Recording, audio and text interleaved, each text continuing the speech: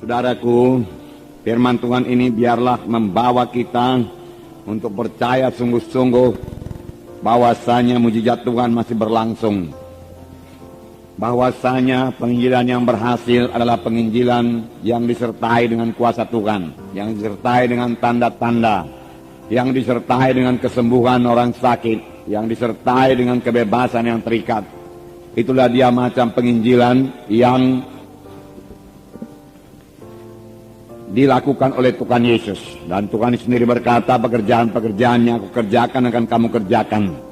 Bahkan pekerjaan-pekerjaan lebih besar daripada ini karena aku pergi kepada Bapa. Ini bagi setiap orang percaya. Biarlah firman Tuhan ini membuat saudara percaya bahwasanya mujizat masih berlangsung. Dan Tuhan mau memakai saudara dalam hal ini. Dan juga terlebih-lebih membuat saudara lapar dan haus akan pelayanan yang berkuasa.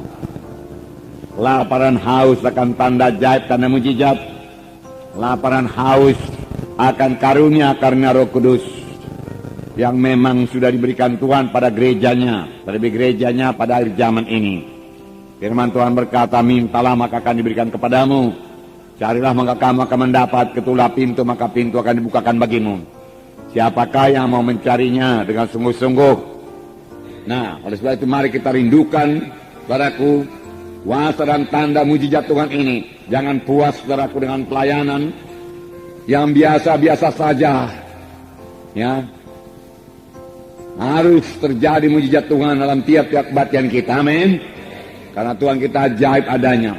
Kalau saudara membaca kitab kisah para rasul, karena itu kisah perbuatan dari Roh Kudus. Amin. Ya, mujizat Tuhan banyak kali terjadi dalam kisah para rasul. Dan biarlah pada zaman ini lebih banyak lagi mujizat Tuhan. Amin. Kita akan membaca kisah rasul pasal 8 ayat 1 sampai 13. Haleluya. Jadi Simon yang tukang sihir ini juga takjub melihat tanda-tanda dan mujizat-mujizat besar. Tanda-tanda yang besar, mujizat-mujizat yang besar terjadi. Jadi banyak tanda, banyak mujizat. Amin. Banyak penyataan-penyataan Roh Kudus harus terjadi dalam pelayanan kita. Pelayanan Filipus ini juga dikatakan mereka mendengarkan firman Tuhan. Tetapi mereka bukan hanya sekedar mendengar saja, mereka juga melihat tanda-tanda yang diadakannya. Setelah mereka mendengar firman Tuhan dan melihat tanda-tanda yang diadakannya, tanda mujizat yang tidak bisa dilakukan dengan kekuatan manusia, mereka dengan bulat hati menerima apa yang diberitakannya itu. Sebab dikatakan dari banyak orang keluarlah, orang-orang yang kerasukan keluarlah roh-roh jahat itu dengan suara keras. Berteriak dia.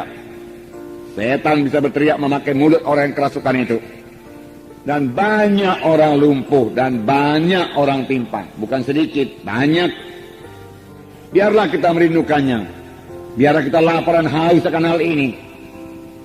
Karena inilah dia pelayanan Tuhan Yesus.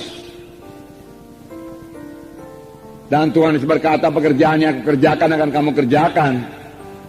Sidang akhir zaman ini yang mengerjakannya. Sebab tanda orang percaya, mereka itu akan meletakkan tangan atas orang sakit, lalu orang itu akan sembuh. Dan mereka itu akan mengusirkan setan dalam nama Yesus. Dan setan bisa tunduk dalam nama Yesus. Nah, saudara, setan bekerja sepanjang zaman.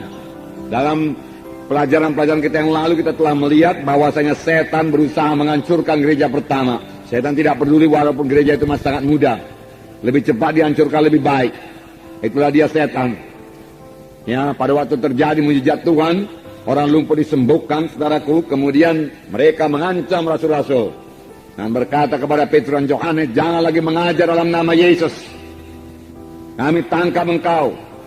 Kami punya kuasa menangkap engkau. Kalau engkau mengajar lagi dalam nama Yesus, diancam. Tetapi ancaman ini bukannya menakutkan rasul-rasul, tetapi bawa mereka berdoa dengan sungguh-sungguh dan berserah hati berdoa, sehingga saudaraku, gereja pertama bertumbuh dengan cepat dan kuasa dan mujizat Tuhan bertambah-tambah lagi dinyatakan. Amin, saudara. Firman Tuhan mengatakan demikian. Bertambah-tambah lagi dinyatakan. Mujizat-mujizat terjadi dan banyak orang diselamatkan. Dalam Kisah 5 ayat 12 saya bacakan kepada saudara. Kisah 5 ayat 12. Dan oleh rasul-rasul diadakan banyak tanda dan mujizat di antara orang banyak. Semua orang percaya selalu berkumpul serami Salomo dalam persekutuan yang erat. Jadi bukan berpihak-pihak mereka. Dalam persekutuan yang erat. Amin. Nah, milikilah persekutuan yang erat sama lain. Persekutuan yang erat.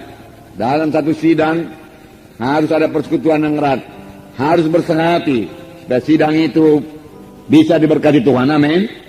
Rumah tangga yang bersehati adalah rumah tangga yang diberkati Tuhan. Amin. Ayat 14. Dan makin lama makin bertambahlah jumlah orang yang percaya kepada Tuhan, baik laki-laki maupun perempuan. Nah, langkah baiknya ini, ya.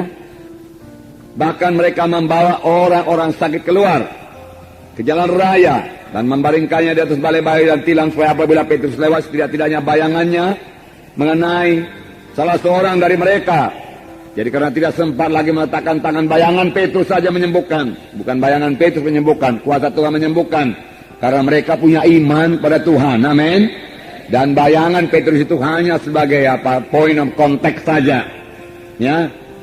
Mereka sembuh. Ayat 16. Dan juga orang banyak dari kota-kota sekitar Yerusalem datang berduyun-duyun dan membawa orang-orang yang sakit dan orang-orang yang diganggu roh jahat. Ada yang sakit, ada yang diganggu roh jahat. Jadi ada roh jahat mengganggu, hati-hati. Ya, kita bukanlah orang yang mau bersoal jawab, berdebat-debat, saudara. Kita perlu menyatakan tanda ajaib, tanda mujizat, membuktikan bahwasanya Yesus hidup dan dia bangkit daripada kematian dan dia bekerja. Amin. Saudara bisa melaksanakannya, saudara.